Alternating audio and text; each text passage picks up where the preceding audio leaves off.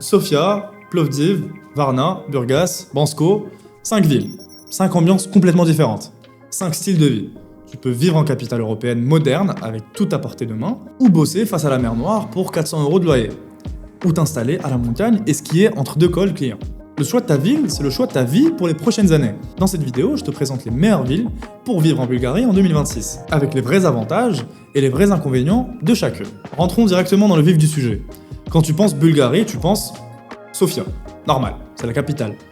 Mais la Bulgarie, c'est pas que Sofia.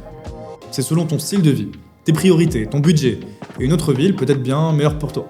Chez Vivre en Bulgarie, on accompagne les entrepreneurs du web à s'expatrier en Bulgarie et à créer leur société sur place. Tu retrouveras toutes nos ressources en description si tu veux aller plus loin. Aujourd'hui, je te fais le tour des 5 villes où s'installent les expatriés pour que tu puisses choisir la tienne. Bon, commençons par l'évidence. Sofia, 1 300 000 habitants. La capitale économique, administrative et culturelle du pays. C'est là où tout se passe, les avantages sont nombreux, t'as tout sur place, les meilleurs restos, les coworking, les événements, la communauté internationale la plus développée. L'aéroport avec des vols directs partout en Europe.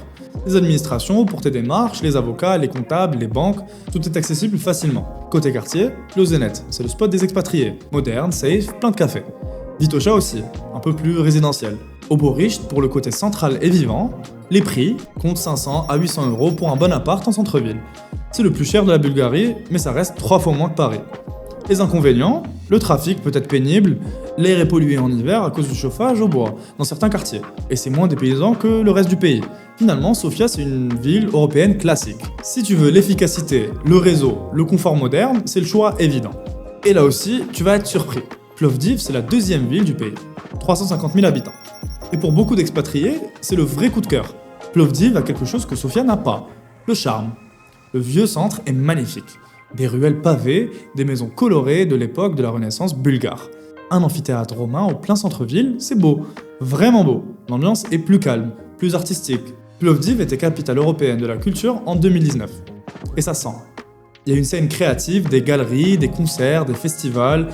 Côté pratique, t'as tout ce qu'il faut. Bon resto, café, supermarché, internet fibre. L'aéroport est petit, mais il y a des vols low cost vers l'Europe. Et Sofia est à 1h30 en voiture si t'as besoin. Les prix sont plus doux qu'à Sofia.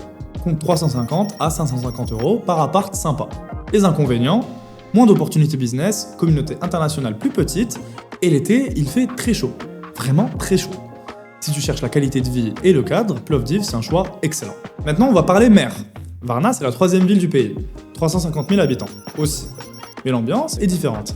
T'es sur la mer Noire. Plage, port, promenade maritime. L'été, c'est vivant, ensoleillé, il y a une vraie énergie. Varna, c'est aussi une ville universitaire et économique. Il y a de l'activité, des entreprises, un tissu économique réel. C'est pas juste une station balnéaire. L'aéroport est bien connecté, surtout l'été avec les vols charters, mais même l'hiver, t'as des liaisons régulières.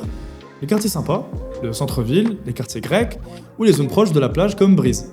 Côté prix, c'est raisonnable, 400 à 600 € pour un bon appart. Les inconvénients, l'hiver est moins animé, beaucoup de commerces touristiques ferment, t'as un peu l'impression d'une ville qui hiberne de novembre à mars, et niveau communauté francophone, c'est plus restreint qu'à Sofia. Si tu rêves de bosser avec une vue sur la mer et que l'hiver calme te dérange pas, Varna c'est un super choix. Là où ça devient intéressant pour ceux qui veulent encore plus de calme, Burgas, 2e ville de la côte, 200 000 habitants.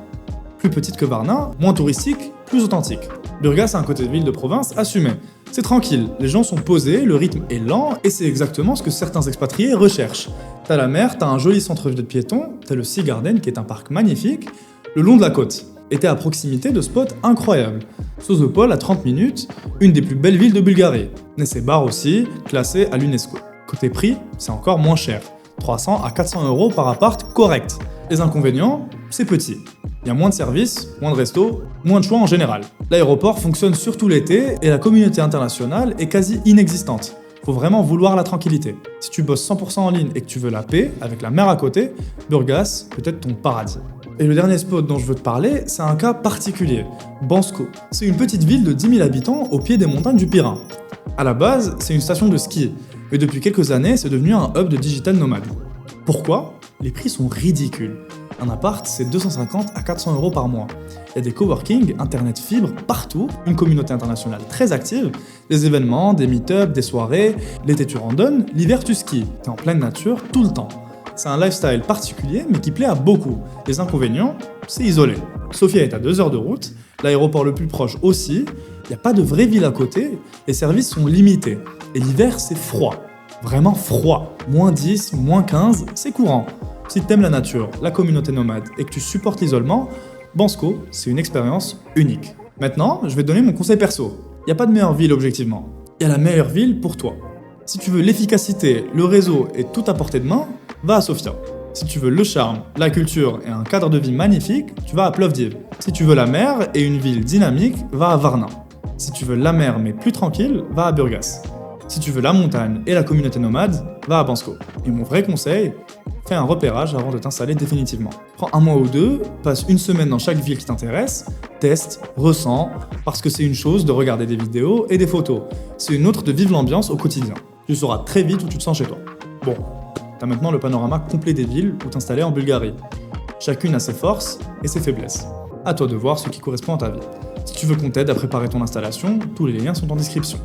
Dis-moi en commentaire, c'est quelle ville qui t'attire le plus, ça m'intéresse vraiment de savoir. Like, abonne-toi et à très vite pour la prochaine vidéo.